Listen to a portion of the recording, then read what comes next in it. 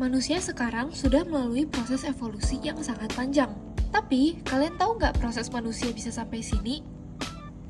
Sebelumnya, manusia sama sekali tidak menggunakan tulisan atau bisa disebut juga zaman praaksara.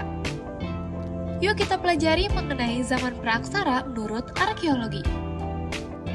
Dalam video ini, kita akan mempelajari manusia zaman praaksara dari dua zaman, yaitu zaman batu yang berisi Paleolitikum, Mesolitikum, Neolitikum, dan Megalitikum.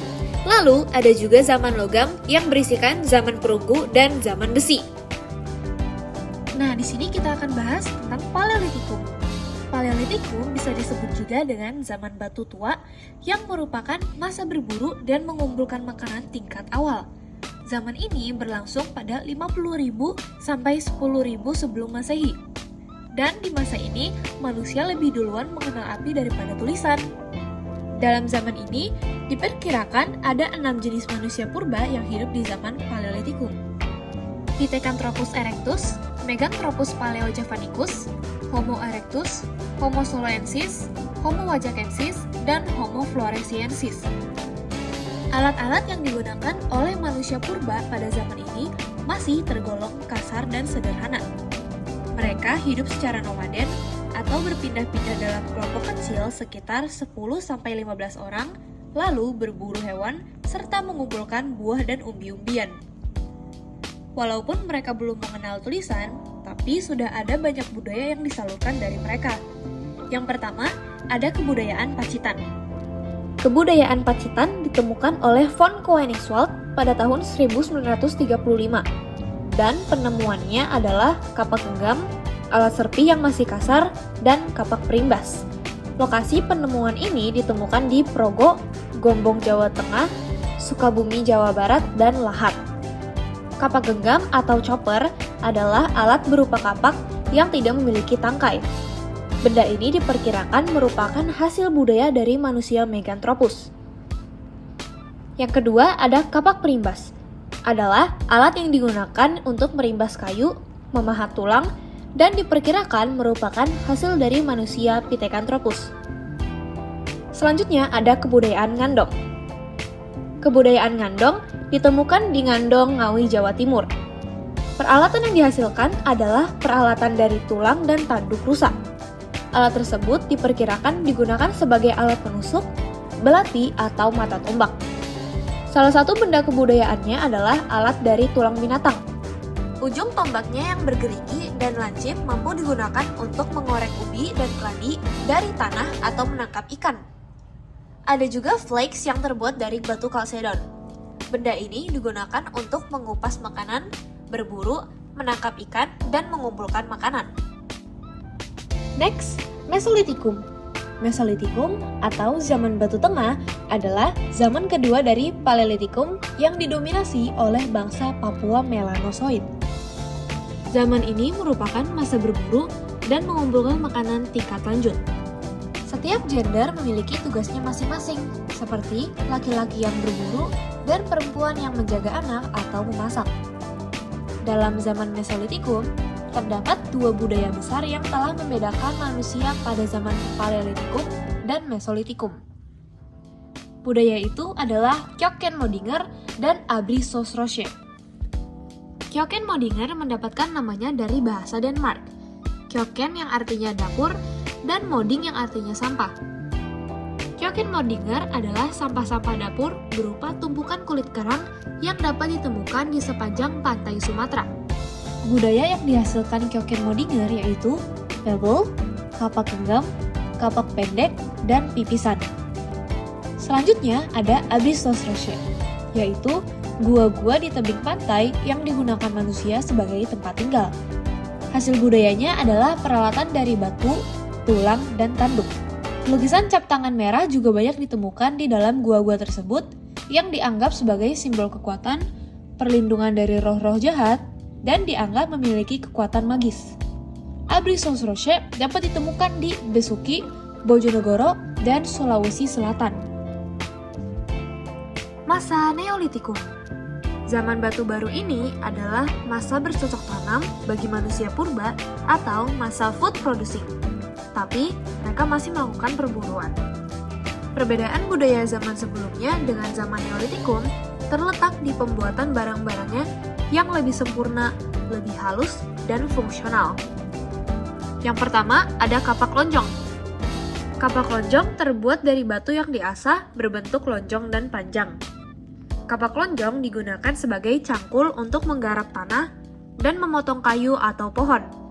Kapak lonjong dapat ditemukan di Minahasa atau Papua. Kedua, ada kapak persegi. Kapak persegi berbentuk persegi atau trapesium, dan kapak persegi yang panjang digunakan untuk mencangkul dan mengerjakan kayu, sedangkan kapak berukuran kecil digunakan untuk mengukir atau memahat. Kapak lonjong dapat ditemukan di Sumatera, Jawa, dan Bali. Zaman Neolitikum juga memiliki banyak peninggalannya, seperti mata panah dan mata tombak, dapat ditemukan di Sulawesi Selatan dan Jawa Timur. Yang kedua, ada perhiasan seperti gelang dari batu yang banyak ditemukan di wilayah Jawa. Yang ketiga, ada alat pemukul kulit kayu. Dan yang terakhir adalah pakaian dari kulit kayu. Zaman terakhir adalah zaman Megalitikum atau batu besar yang merupakan zaman terakhir dari zaman batu, berdasarkan arkeologi yang didominasi oleh Homo sapiens. Megalitikum berasal dari kata mega yang berarti besar dan litos yang berarti batu.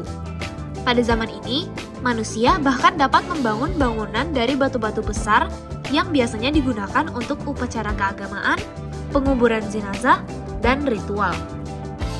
Peninggalan zaman Megalitikum memiliki bentuk dan ukuran yang beraneka ragam. Berikut ini adalah beberapa peninggalan pada zaman Megalitikum di Indonesia.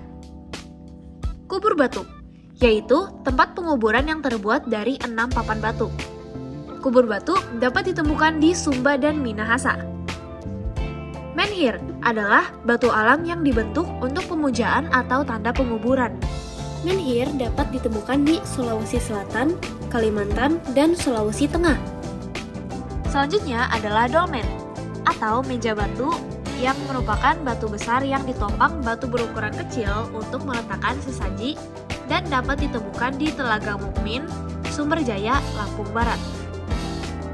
Waruga adalah kubur batu berbentuk rumah dan ditemukan di daerah Minahasa. Selanjutnya, sarkofagus, terdiri dari wadah dan tutup yang ada tonjolan di bagian ujungnya. Digunakan sebagai tempat penguburan dan banyak ditemukan di Bali. Selanjutnya ada pundeng berundak, berbentuk seperti anak tangga dan digunakan sebagai pemujaan arwah nenek moyang. Punden berundak dapat ditemukan di Lebak Sibeduk, Banten Selatan. Yang terakhir ada arca batu, yaitu pahatan berbentuk manusia atau binatang sebagai wujud nenek moyang. Ditemukan di daerah Pasemah, Sumatera Selatan, Lampung, Jawa Tengah, dan Jawa Timur. Nah, keempat zaman tersebut masuk ke dalam kategori zaman batu.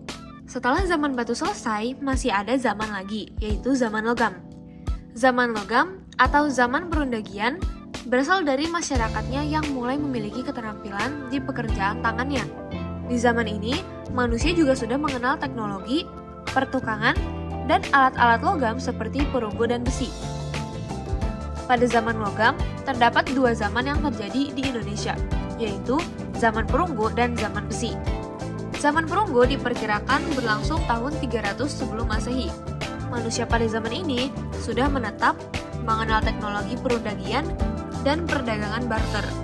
Hasil budaya yang dihasilkan zaman perunggu juga banyak. Berikut adalah contohnya.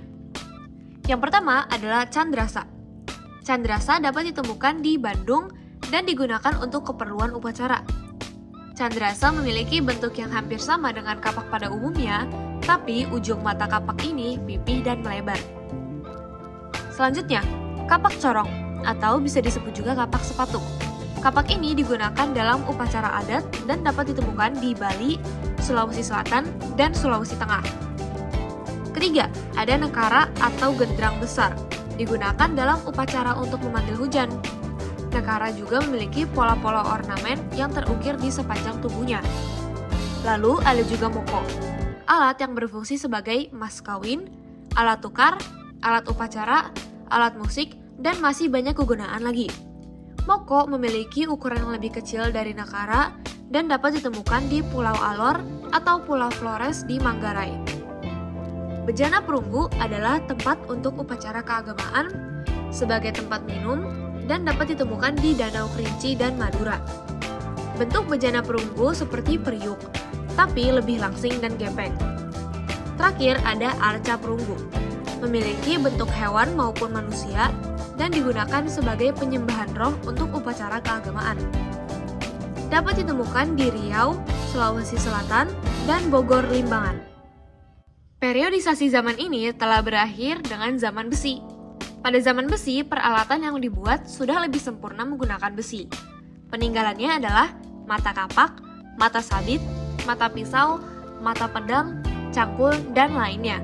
Benda-benda tersebut dapat ditemukan di Gunung Kidul, Yogyakarta, Bogor, Besuki, dan Punung, Jawa Timur. Begitulah perjalanan manusia dari zaman sebelumnya mengenal tulisan. Terima kasih sudah menonton, semoga video ini dapat membantu kalian. Dadah!